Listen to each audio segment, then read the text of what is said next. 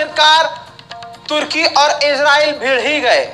अभी तक इजराइल कह रहा था कि तुर्की के साथ हमारे रिश्ते बिल्कुल ठीक हैं और रजब तैयब एर्दोगान को सारी दुनिया से खूब गालियां सुनने को मिली। अस्सलामु अलैकुम वरहमतुल्लाहि वबरकातुहू। Hello guys, welcome to my YouTube channel. आप देख रहे हैं रियल पावर रिएक्शन। तो दोस्तों, कैसे हैं आप सब? उम्मीद करता हूं दोस्तों कि खैरियत व आफियत से होंगे। तो दोस्तों, मैं हूं आपका प्यारा दोस्त मोहम्मद शहनशाह साबरी। तो दोस्तों, मैं काफ़ी दिन से नहीं आ रहा था, तो मेरे यार दोस्तों ने, मेरे फ्रेंड्स लोगों ने मुझे बहुत रिक्वेस्ट किया कि आपकी जो वीडियो है ना वो नहीं आ रहा है, तो क्या बात है, आप क्यों नहीं वीडियो डाल रहे? तो मैंने इसलिए जो है ना ये वीडियो बना रहा हूँ। तो दोस्तों, मैं काफ़ी दिन से कुछ वजह से जो है ना मैं वीडियो नहीं अपलोड कर पाया। तो दोस्तों, आइए मैं आज एक बहुत ही बेहतरीन टॉपिक लेकर आया हूँ। और दोस्तों, इजराइल के ख़िलाफ़ अब तुर्की भी आ गया है। अब तक ये सुनने को मिलता था कि इजराइल कहता था कि तुर्की के साथ हमारा रिश्ता बहुत ही गहरा है। तो दोस्तों, आइए तुर्की ने क्या जवाब दिया है। और तो दोस्तों, तुर्की के रजब तैयब एर्दोगान ने जो कहा है, इसको सुनने के बाद इजराइल की चीख निकल गई है। तो दोस्तों, आइए सबसे पहले तो हम बिना देर के वीडियो को करते हैं स्टार्ट। दोस्तों, आखिरकार तुर्की और इजराइल भिड़ ही गए। अभी तक इजराइल कह रहा था कि तुर्की के साथ हमारे रिश्ते बिल्कुल ठीक हैं और रजब तैयब एर्दोगान को सारी दुनिया से खूब गालियां सुनने को मिली, खूब कोसा गया, इमेज पर सीधा उनके असर हुआ। उनके एक्सपर्ट ने साफ तौर से एर्दोगान को कह दिया कि बाबूजी, तुर्तुगल गाजी के नाम पर जितनी फैन फॉलोइंग थी सब नाली में बह रही है, कुछ तो बोलना पड़ेगा। रजब तैयब एर्दोगान को जल्द समझ में आ गया कि अब तो कुछ ना कुछ बोलना पड़ेगा। तो अब वो जो बोले हैं बहुत खतरनाक बोल दिए हैं, जो ईरान के अलावा कोई और नहीं बोलता। तुर्की के राष्ट्रपति रजब तैयब एर्दोगान इतनी जोरदार तरह से भड़के हैं कि उन्होंने इजराइल को टेररिस्ट स्टेट घोषित कर दिया। सही सुना आपने, रजब तैयब एर्दोगान बोले कि इजराइल एक आतंकी देश है, आतंकी एक्टिविटी करने वाला स्टेट है। साथ ही उन्होंने ये तक कह दिया कि नेतन्याहू का वक्त खत्म, नेतन्याहू मिटने वाला है और नेतन्याहू का अंत करीब है। ये बात कोई बोलता नहीं, लेकिन एर्दोगान ने बोल दी है। इसके अलावा रजब तैयब एर्दोगान ने साफ तौर से कहा कि जो 12,000 तुमने आम लोगों का मर्डर किया है, उसके 1/3 सिर्फ बच्चे हैं।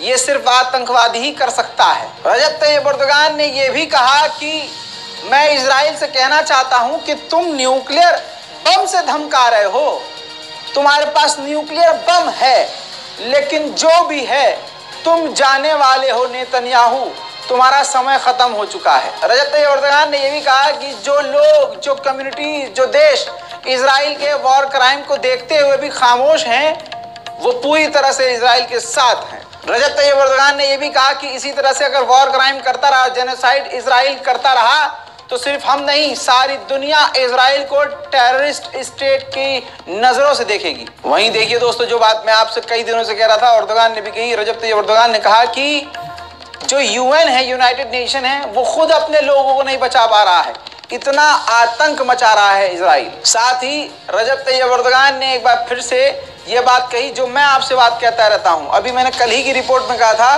कि गाजा की वजह से असलियत इजराइल की सामने आ गई है, असली चेहरा इजराइल का सामने आ गया है। गवाह हैं आप लोग, ये बात मैंने कही थी। रजब तैयब एर्दोगान ने भी सेम बात कही। एर्दोगान ने कहा कि गाजा की वजह से इजराइल का असली चेहरा सामने आ गया है। एर्दोगान ने कहा कि हम फिलिस्तीनियों को मदद हर तरह से देंगे और जो सेटलर्स हैं, जो यहूदी कब्जा करके रह रहे हैं, उन्होंने अपने आप को मान लिया है कि वो आतंकवादी हैं। साथ में उन्होंने कहा कि इजराइल आतंकवादी है, लेकिन हमास आतंकी नहीं है। हमास अपनी जमीन के लिए लड़ने वाली एक रेजिडेंट फाइटर ग्रुप है, जो अपनी आज़ादी और अपनी ज़मीन और अपने हक के लिए लड़ रहा है। दोस्तों, ये वो चंद ऐसी बातें हैं जो एक दुश्मन देश ही दुश्मन देश से बोल सकता है। अब एर्दोगान के दिमाग में क्या चल रहा है ये नहीं पता है, लेकिन ये तमाम चीज़ें उन्होंने बोली हैं। सुनिए video.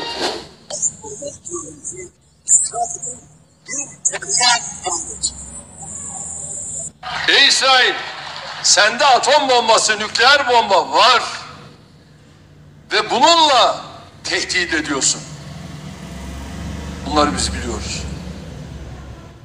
Ve artık ecelin geliyor. İstediğin kadar nükleer bombaya sahip ol.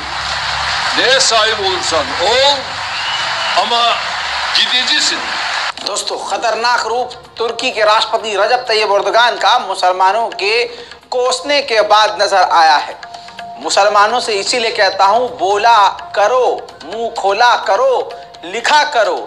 जिस भी ताकत का इस्तेमाल आप कर सकते हैं, लिखने की ताकत का, बोलने की ताकत का, शेयर करने की ताकत का, सोशल मीडिया की ताकत, बोलो करो, रिएक्ट करो, दुनिया पर असर पड़ता है।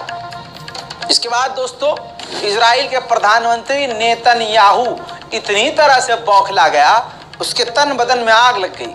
उसने तुरंत रजब तैयब एर्दोगान को जवाब दिया और साफ तौर से कहा कि ये आखिरी देश है जो हमको सिखा रहा है कि आतंकवाद होता क्या है।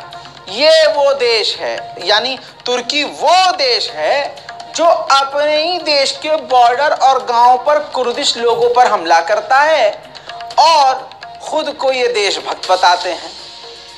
ये वो देश है जो हमको आतंकवादी कह रहा है, जो दूसरे ही अपने बॉर्डर पर रहने वाले दूसरे ही समुदाय के लोगों को मारता है, एयर स्ट्राइक करता है, बमबारी करता है, कुर्दिश लोगों को कत्ल करता है और बच्चों तक को मारता है।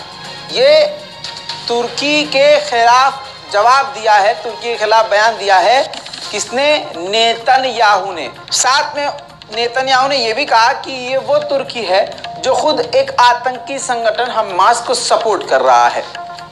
दोस्तों, आप अपनी राय कमेंट में जरूर लिखिएगा, क्योंकि आपकी राय जरूरी है, क्योंकि जनता ही जनार्दन है। उधर अजरबैजान के राष्ट्रपति इल्हाम अलीयव ने चिट्ठी लिखी है, लेटर लिखा है फिलिस्तीन अथॉरिटी के राष्ट्रपति महमूद अब्बास को, और उस चिट्ठी में लिखा है कि अजरबैजान का इतिहास हमेशा रहा है कि हमने फिलिस्तीन का हमेशा साथ दिया है।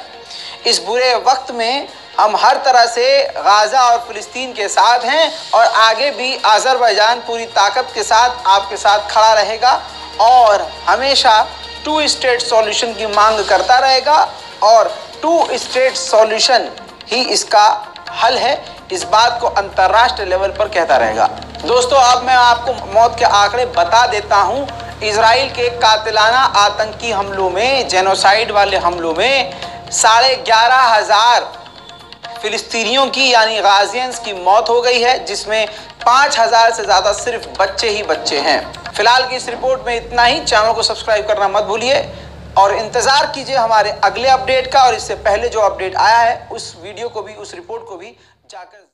तो दोस्तों, जैसे कि आपने वीडियो देख चुके हैं और अब मैं इंतज़ार हूँ आपके कमेंट की। आप क्या कमेंट करते हैं, आपका क्या राय है? तो दोस्तों, आप कमेंट करके अपना राय ज़रूर दीजिएगा। तो दोस्तों, वीडियो पसंद आई तो वीडियो को लाइक कीजिएगा, अपने यार दोस्तों तक शेयर ज़रूर कीजिएगा।